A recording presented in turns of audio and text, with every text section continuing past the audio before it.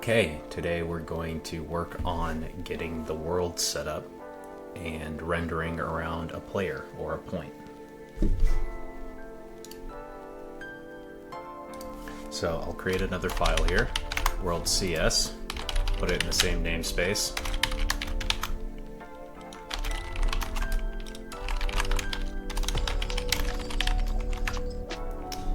Then I'm going to also create a class up here called int3.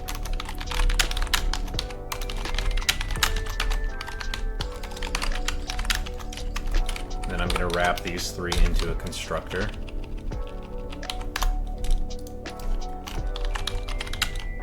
I'm going to override the equal function.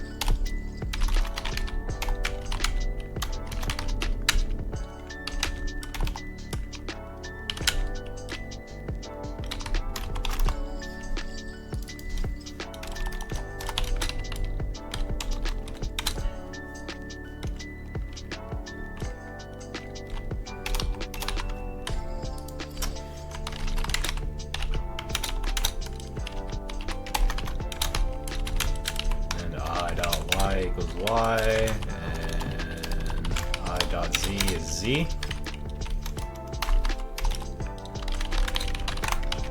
Then we're going to also override the hash code function.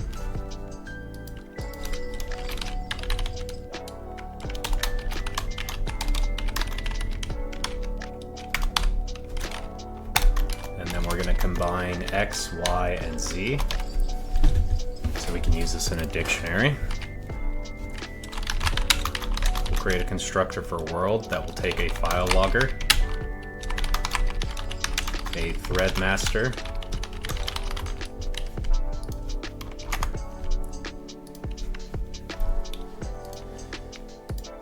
let's create another class in here as well called player.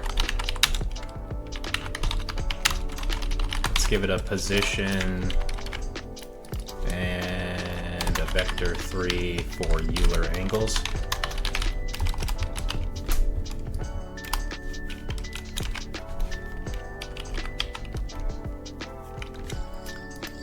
For the time being, we'll make this serializable.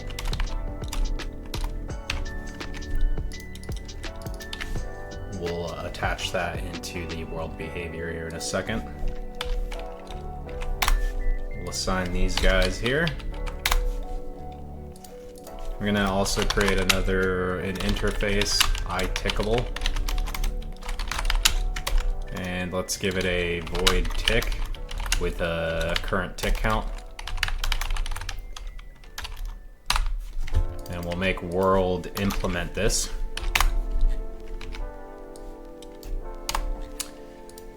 We're going to also create a, let's also make this disposable.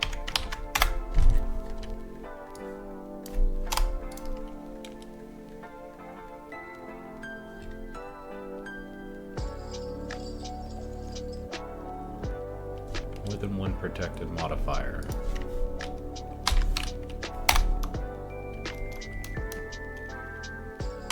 Interesting, I'm not really sure what that means.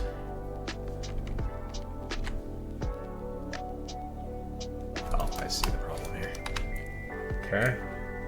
We're going to create a private dictionary of int3 chunk. And we'll also create a private object chunk lock.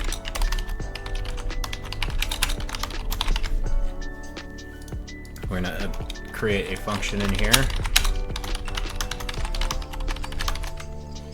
And we'll take an int3 position and an int3 render distance.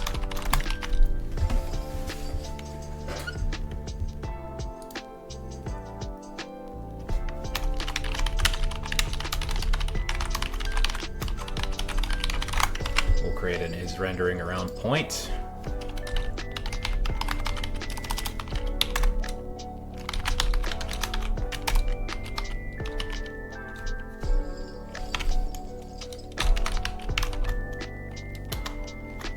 And we'll create a new promise here. We'll do the when it finishes, and finally we'll handle the exception here.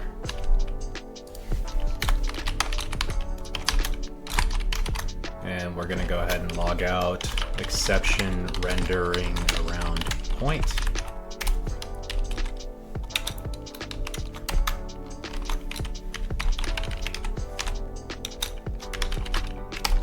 And we'll put the stack in here. We'll also do is rendering around points false. We'll do that also in this then function. And in here we're going to create a list of int3s, check positions,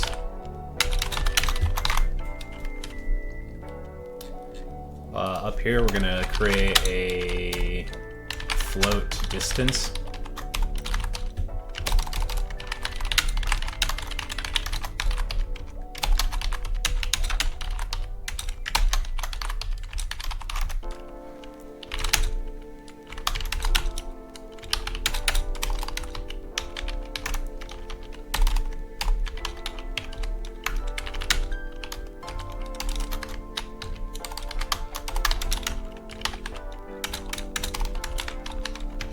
And we'll do this. We're just gonna do a simple distance formula here.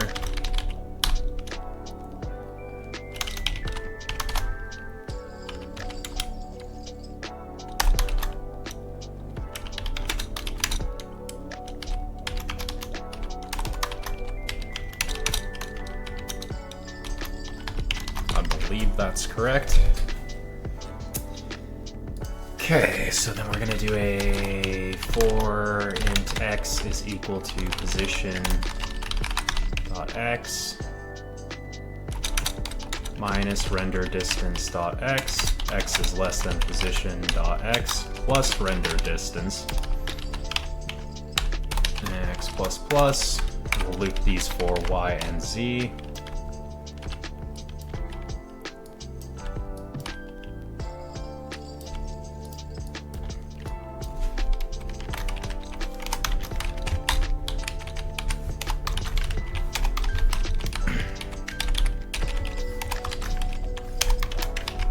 Alright, and then we're going to do check positions, add new int3 of xyz,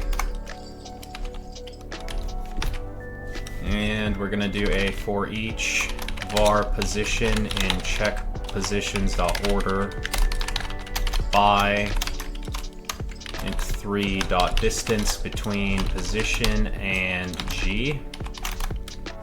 Then we will lock the chunk lock. And then we're going to do if chunks.contains key position is false. We're going to steal this chunk of code here. And we'll use position.x, y, and z. And we're going to need this scope as well.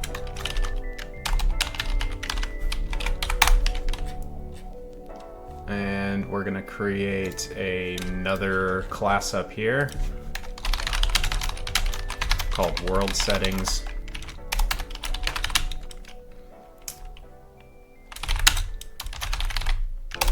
Chunk length and chunk height. Width, chunk scale. We'll take these world settings in here.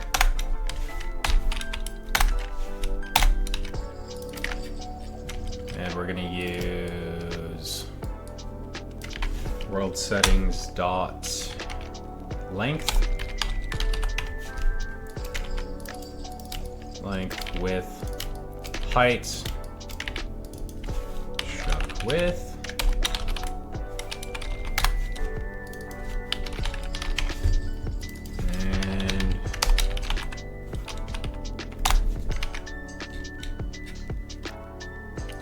We'll just use the same name for now.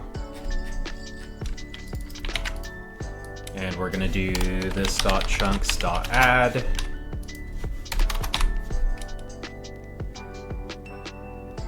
And we'll use position as the key. Format the document.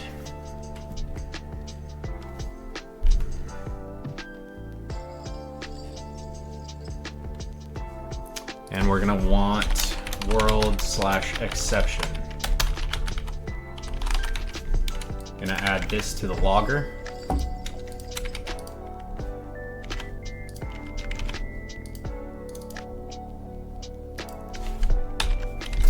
And we shouldn't be using numerics in here at all.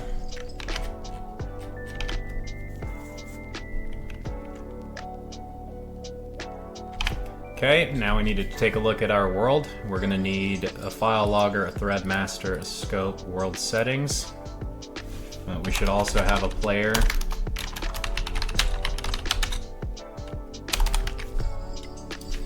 Create this field here. In our global dependency injection behavior, let's add a player. Oh, whoopsies, don't need that.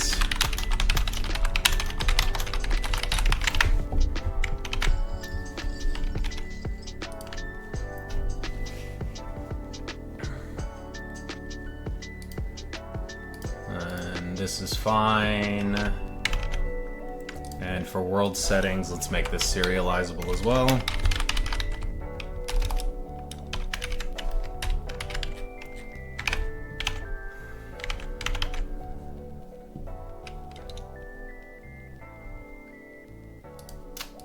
And 32, 32, 32, 1.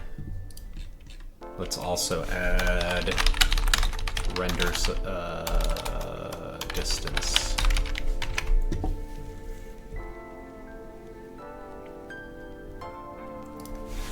And let's just set it to 3. So this .global scope .register, and we will register this .player. The world settings.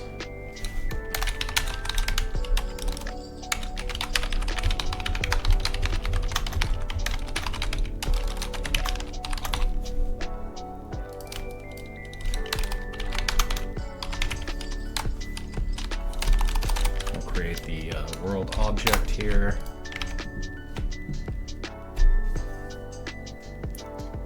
We will also take world out of here. And while we're at it, we can go ahead and delete this file.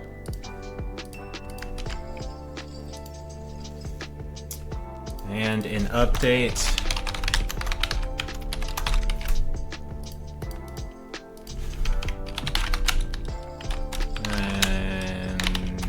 last tick time 0.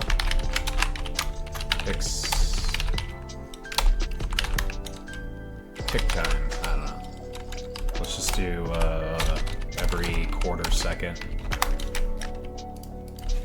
So we'll do if last tick time is greater than tick time, last tick time minus equal to tick time, this .world.tick. Tick count. We'll use tick count, and before here, do time.delta time to increase that.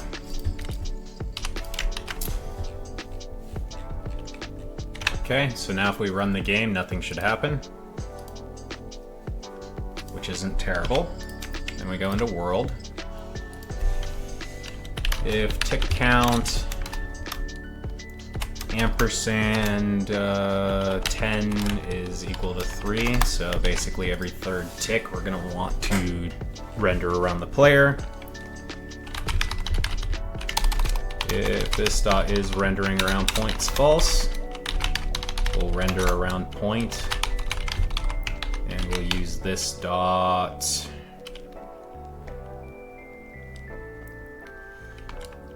world settings dot render distance. Just do a new int 3 of 3 of these.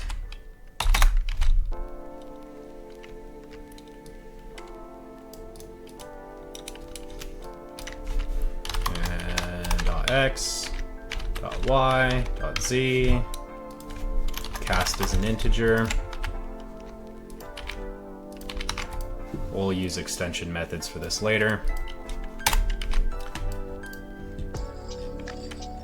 Okay, let's see what happens.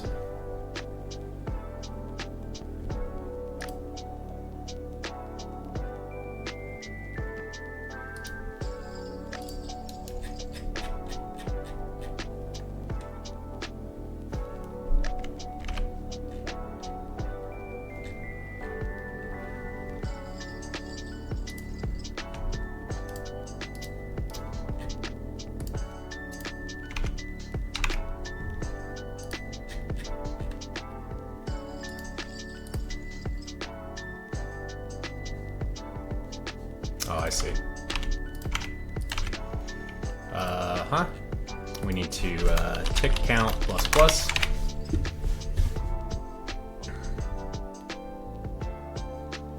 And we can actually do a little thing here as well. If tick count is 0, or, so on our first tick we'll render around the player.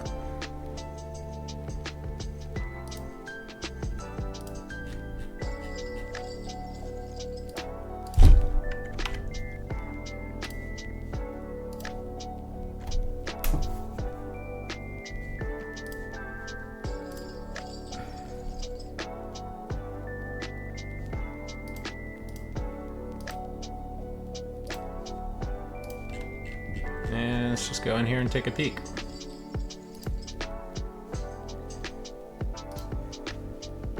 Put a breakpoint in here.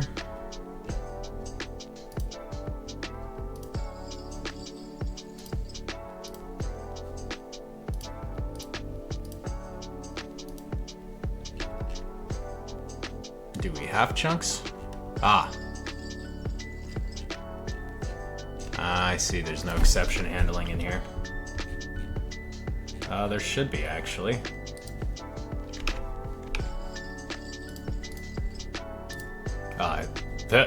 Whoopsies. We do have errors. Okay, we're gonna need to make sure that this gets instantiated.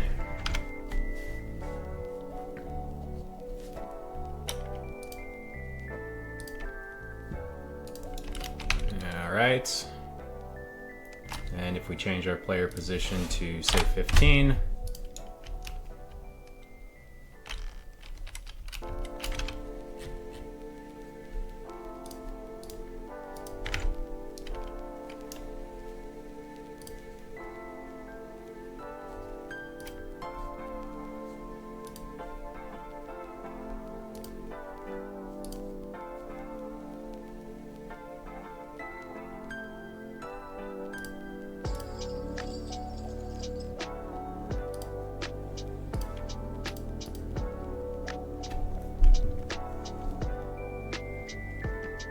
whoopsies.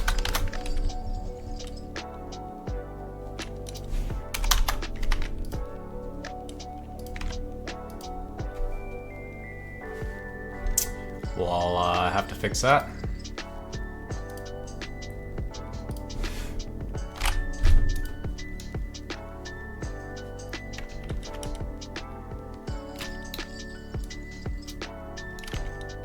Okay, now we can basically simulate a player moving around in the world.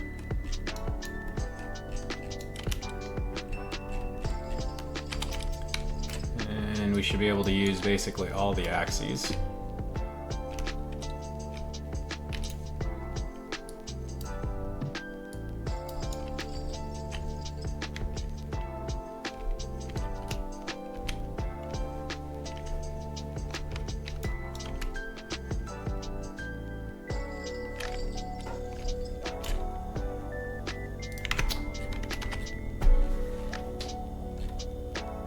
Okay. The next one will be a bit more of a long video because we're going to start actually using a lot of these, clean up a bunch of the code, so it's going to be more freestyle, long-winded. See you guys next time.